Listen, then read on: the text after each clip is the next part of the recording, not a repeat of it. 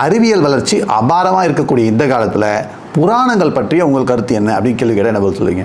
சில பேர் என்ன சொல்லுவோம், புராணங்கள் முழுக்க முழுக்க கட்டுக்கதைங்க, அது ஃபுல்லாக புருடா, அதை நம்ம நம்பவே தேவையில்லைன்னு ஒரு சில பேர் சொல்லுவோம். இன்னும் ஒரு சில பேர் கிட்ட கேட்டிங்கன்னா புராணம் அப்படின்றது ரிஷிகள் கொடுத்தது, முனிவர்கள் கொடுத்தது, பெரியவங்க கொடுத்தது, நிச்சயமாக அது முழுக்க முழுக்க கட்டுக்கதையாக இருக்காது, அதை புரிஞ்சிக்கக்கூடிய தன்மை நமக்கு இல்லைன்னு சொல்லலாம், அதனால் அந்த புத்தகங்களை படிப்பது தான் வரணும். இன்னும் ஒரு சாரார் குழப்பத்திலே இருப்போம். இவ்வளோ குழப்பத்திலே இருக்கீங்கன்னா இந்த காணொலியை முழுமையாக பாருங்கள், உங்களுக்கு ஒரு தெளிவு கிடைக்கும். புராணங்கள் பொய்யா அல்லது உண்மையா அப்படின்னு கேட்டுக்கிட்டால் அதுக்கு நேரடியான பதில் கிடையாது. அதற்கான காரணம் பெரியவங்க என்ன பண்ணாங்க அப்படின்னா உங்களுக்கு ஒரு விஷயத்தை சொல்லணும், அந்த விஷயத்தை எப்படி சொன்னால் உங்கள் மனசில் நல்லா பதியும் யோசித்து பார்த்துருக்காங்க. அதன் பிறகு ஒரு கதையை உருவாக்கி அந்த கதையை உங்களுக்கு கொடுத்துருக்காங்க. அந்த கதையில் இருக்கக்கூடிய கதாபாத்திரங்கள் குணங்களை குறிக்கும். ஒரு சிறிய எடுத்துக்காட்டுங்க, தம்பி பொய் சொல்லாதப்பா, எப்பொழுதுமே உண்மையை சொல்லு, எந்த நேரத்துலையும் உண்மையை சொல்லுன்னு உங்கள்கிட்ட நான் சொல்லலாம். ஆனால் சொல்லிட்டா அது நீங்கள் மறந்து போயிடுங்க. அதுவே நான் ஒரு கதையும் சேர்த்து சொல்கிறேன், ஹரிச்சந்திர கதையை சொல்கிறேன்.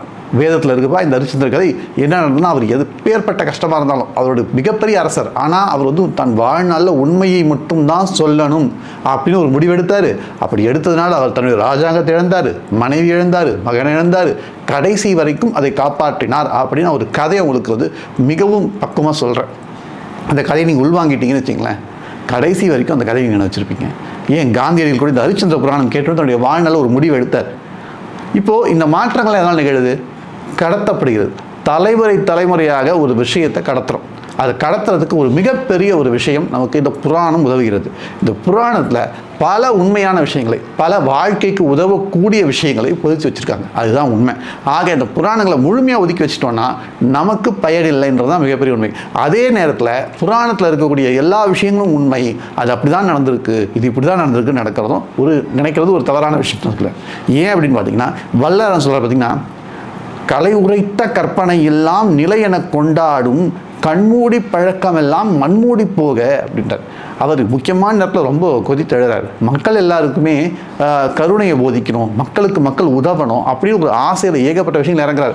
ஆனால் மக்கள் இந்த புராணங்களை வச்சுக்கிட்டோம், பழைய விஷயங்களை வச்சுக்கிட்டோம், இதெல்லாம் இப்படி தான்ட்டு அவங்க தன்னுடைய வட்டத்திலேருந்து வெளியில் வரலை. குறிப்பாக சொன்னால் அவர்கள் சாதித்தன்மை இருந்து வெளியில் வரல, அவர்கள் தன்னுடைய ஒரு வட்டம் உருவாக்குறாங்க இல்லையா, பெரியவங்க போட்டு வச்சு வட்டம் இருக்கு இல்லையா, அதுலேருந்து வெளியில் வர முடியல. அந்த வெளியில் வரணும் அப்படின்னா இந்த சில விஷயங்கள் நம்ம புரிஞ்சுக்கணும் அப்படின்றத பலர் அழகாக எடுத்து வச்சார். சரி, இந்த புராணம் அப்படின்ற வார்த்தை தமிழ் சொல்லா கேட்டிங்கன்னா கிடையாது. புராணம் என்பது வடமொழி சொல், அதாவது சமஸ்கிருதம்.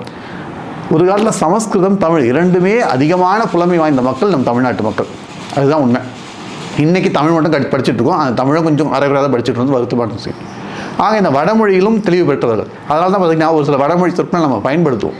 அதுக்கு தமிழ் இணையான சொல் இல்லையான்னு கேட்டிங்கன்னா புராணத்துக்கு இணையான சொல் பார்த்தீங்கன்னா காப்பியம்னு சொல்லலாம், அது தொல்காப்பியம் சொல்லி, அதுபோல் காப்பியம் சொல்லலாம். ஆனால் இந்த புராணம் அப்படின்றதுக்கு சொல்லுக்கான பொருள் என்ன பார்த்தீங்கன்னா, புராணம் அப்படின்னு சொன்னால் பழமையானது, பழமையிலும் புதுமையானது. அதாவது பழமையாக இருந்தால் அது எப்பயுமே புதுதாக தோன்றிக்கொண்டே இருக்கும், அப்படிப்பட்ட ஒரு பொருள் தான் புராணம். இதை கேட்டோடனே நம்ம நினைவுக்கு வரக்கூடிய புராணங்கள் என்ன?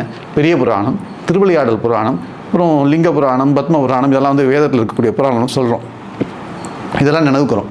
இன்றைக்கி நமக்கு இதெல்லாம் சில விஷயங்கள் நம்ம கேள்விப்பட்டிருப்போம். திருவிளையாடல் புராணத்தை திரைப்படமாக பார்த்துருப்போம், பெரிய புராணத்தை இன்றைக்கி பல பேர் விரிவுரையாற்றுறாங்க, பெரிய புராணத்தை புத்தகமாக பார்த்துக்கிட்டு இருக்கோம், பல கதைகள் கேட்டுக்கிட்டு இருக்கோம். சரி, இப்போ இந்த புராணம் அப்படின்றத இந்த ஒரு விஷயத்தை நாம் எந்த அளவில் நோக்கணும் அப்படின்னா நம்முடைய வாழ்க்கைக்கு உதவும் வகையில் நோக்குவது நமக்கு நல்லது. நம்ம வாழ்க்கைக்கு எப்படி உதவும் அப்படின்னு பார்த்தீங்கன்னா, ஒரு சில புராணங்களில் சொல்லப்பட்ட அந்த கதைகளில் ஒரு சில குணங்கள் இருக்கும், அந்த குணங்களை நம்ம வாழ்க்கையில் பயன்படுத்திக்கணும். இன்னொரு சின்ன ஒரு அறிமுகம் சொல்கிறோம்.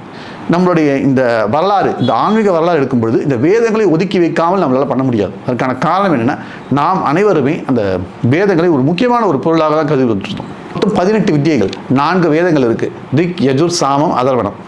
6 வேத அங்கங்கள் இருக்குது. என்னென்னு பார்த்தீங்கன்னா சிக்ஷை, வியாகரணம், நிருத்தம், சந்தம், ஜோதிஷம், கல்பம். இதற்கு அடுத்தது 4 உபாங்கங்கள் இருக்குது. என்னன்னு பார்த்தீங்கன்னா புராணம், நியாயம், மீமாம்சம், தர்மசாஸ்திரம். இன்னும் 4 இருக்குது. அது என்னன்னு பார்த்தீங்கன்னா ஆயுர்வேதம், தனுர்வேதம், கந்தர்வ வேதம், அர்த்தசாஸ்திரம். இப்போ நான் சொன்ன விஷயங்களில் 11வது இடத்தில் இருக்கக்கூடியது புராணம். ஆக இது வேதத்தின் அங்கமாக தான் கருதப்படுது. இந்த புராணத்தில் 18 புராணங்கள் மிக முக்கியமான புராணங்களாக கருதப்படுது. அதில் 10 சிவனை பற்றிய புராணம், சிவனின் பெருமையை பாடக்கூடிய புராணம், சிவமகா புராணங்கள். ஆக இப்படிப்பட்ட இந்த புராணங்கள் எல்லாமே பல லட்ச ஸ்லோகங்களை கொண்டது. இப்போ சமஸ்கிருதத்தில் பல லட்ச ஸ்லோகங்கள் இருக்குது. நாம் இன்றைய காலகட்டத்தில் சமஸ்கிருதம் சொன்னால் அந்த வார்த்தையை கற்றுக்கிறதுக்கே ரொம்ப கஷ்டப்படுறோம். ஆனால் பல லட்ச ஸ்லோகங்களை நமது அறிவுசார் பெருமக்கள் எழுதி வச்சிருக்காங்க. உண்மையான விஷயங்கள் எல்லாம் எந்த மொழியில் பதிவு செஞ்சுருக்காங்க அப்படின்னா சமஸ்கிருதத்தில் பதிவு செஞ்சுருக்காங்க. அதுக்காக தமிழர்களுக்கு அறிவியல் இல்லையான்னு கேள்வி கேட்குறீங்க. தமிழர்கள் தான் சமஸ்கிருதத்திலையும் பதிவு செஞ்சுருக்காங்க. ஒரு காலகட்டத்தில் சமஸ்கிருத மொழியின் ஆதிக்கம் அதிகமாக இருந்திருக்கு. அந்த காலத்தில் பதிவு செய்யப்பட்ட மொழி சமஸ்கிருதமாக இருந்திருக்கு. இன்றைக்கி எப்படி நம்ம ஆங்கிலத்தை அதிகமாக பயில்ருக்கோம், நம்மளுடைய புத்தகங்கள் ஆங்கிலத்தில் இல்லையா, அது பற்றி சமஸ்கிருதத்தில் வந்திருக்கு. வேறு எதுவும் பெரிய விஷயம் கிடையாது. அப்படி இருக்கும்பொழுது அந்த விஷயங்கள் நம்ம படிக்காமல் போனால் நஷ்டம் யாருக்குன்னு யோசிச்சு பாருங்க. அது நமக்கு தான். தமிழ் தனித்து இயங்கக்கூடிய மொழி தான், அதில் சந்தேகமே இல்லை. தமிழும் வடமொழியும் பார்த்திங்கன்னா ஒன்றுக்கு ஒன்று சாட்சியது கிடையாது. ரெண்டுமே தனித்து இயங்கும். அப்படிப்பட்ட ஒரு சக்தி வாய்ந்த மொழி. அந்த ரெண்டுத்தையும் நாம் கற்றுக்கிட்டோம் அப்படின்னா நிச்சயமான வாழ்க்கையில் மிகப்பெரிய அளவில் சந்தோஷத்தை அடையலாம். சரி, நாம் இன்னொரு முக்கியமான விஷயம் என்ன பார்க்கணும்னா, இந்த புராணங்களை பற்றிய சில செய்திகளை நாம் இந்த காணொலி வழியாக பார்க்க போகிறோம். ஒரு வழிமுறை வேணும் இல்லையா, ஏதோ ஒரு வழிமுறை. அப்படி வழிமுறைன்னு பார்க்கும்பொழுது எதிலிருந்து நான் தொடங்கலாம் அப்படின்னு யோசிக்கும் பொழுது என் கண்ணெதிரே பட்ட ஒரு அருமையான புத்தகம் என்ன பார்த்தீங்கன்னா திருக்கழுக்குன்ற புராணம். அது என்னுடைய ஊரும் கூட. ஸோ திருக்கழுக்குன்ற புராணத்திலிருந்து நாம் ஒவ்வொரு பாடலையும், இந்த பாடலின் பொருள் என்ன, இந்த பாடல் எதற்காக எழுதப்பட்டது, இந்த பாடலின் தன்மை என்ன, இந்த பாடலில் நம்ம வாழ்க்கைக்கு என்ன கற்றுக்கலான்றதை பற்றிலாம் பார்க்க போகிறோம். உங்களுக்கு இப்படிப்பட்ட இந்த விஷயங்கள்லாம் கேட்கணும் ஆர்வம் இருக்குது அப்படின்னா உங்கள் கருத்தை கீழே தெரிவிங்க. நிச்சயமாக திருக்கழுக்குன்றான புராணத்தை வந்து நம்ம ஒரு முழுமையாக பார்ப்போம். அதன் பிறகு மற்ற புராணங்களையும் பார்ப்போம். அதுக்கான நோக்கம் என்ன அப்படின்னா மிக மிக எளிதுங்க. இந்த புராணத்தை பார்க்கும்பொழுது ஒரு சில செய்திகள் நமக்கு தெரிய வரும். அந்த செய்திகள் நம்ம வாழ்க்கைக்கு உதவும். ஒரு உதாரணத்துக்கு பெரிய புராணம் இருக்கு இல்லையா, அது அன்றாடம் மனிதன் தன்னுடைய மனத்தில் ஏற்படக்கூடிய சஞ்சலங்கள், ஒவ்வொரு நாளும் வேலைக்கு போகிறோம் வரோம், அப்படி வேலைக்கு போகும்போது அப்போ என்னுடைய வாழ்க்கையில் ஆன்மீகத்தை கொண்டு வர முடியுமான்னு கேள்வி கேட்டிங்கன்னா பெரிய புராணத்தில் அதுக்கு பதில் இருக்குது. தினந்தோறும் கோவிலுக்கு ஒருத்தர் விளக்கு கொடுக்குறாரு, பஞ்சு கொடுக்குறாருன்னா அவருக்கு ஒரு புராணம் இருக்குது. ஆக அப்படியும் முன்னால் வாழ்க்கையில் முன்னேற முடியும், செய்யும் தொழில் தெய்வம்ன்ற ஒரு கருத்து சொல்கிறதுக்கு அந்த பெரிய புராணம் இருக்குது. அதே மாதிரி தான் தத்துவங்களுக்கு தான் கந்த புராணம் இருக்குது. தத்துவம் முழுக்க நம்ம சைவ தத்துவத்தை செறிவாக கொடுத்தது கந்த புராணம். அப்பேற்பட்டது தான் ஒவ்வொரு ஊருக்கும் ஒரு புராணம் இருந்திருக்குங்க. அருணாச்சல புராணம், திருக்கழுக்குன்ற புராணம், திருக்கடவூர் புராணம், இப்படி புராணங்கள் ஒவ்வொரு ஊருக்கும் எழுதி வச்சுருக்காங்க. ஆனால் அந்த பெயர் கூட தெரியாமல் நாம் இன்னைக்கு இருக்கிறோம் அப்படின்றது தான் மிக ஒரு வருத்தக்குரிய விஷயம்.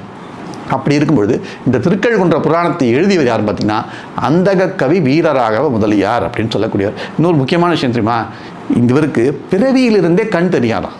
ஆச்சரியமாக இருக்கு இல்லையா? பிறவியிலிருந்தே கண் தெரியாத ஒருத்தர் தமிழ் ஞானம், சமஸ்கிருத ஞானம், எல்லா ஞானமும் வச்சுக்கிட்டு ஒரு ஊரை பற்றி எழுதுறாருங்க.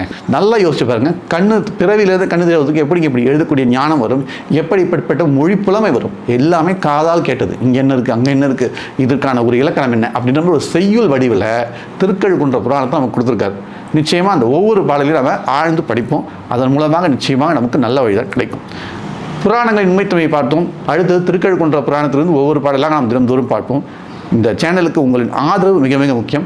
திருக்கழுக்குன்ற புராணத்தை அறிய விரும்பும் நண்பர்களுக்கு இந்த காணொலியை பகிர்ந்து விடுங்கள். நாம் தினந்தோறும் ஒவ்வொரு பாடலாக சிந்திப்போம். ஒவ்வொரு நாளும் நம் வாழ்க்கையை முன்னேற்றிக் கொண்டே வருவோம். நன்றி, வணக்கம்.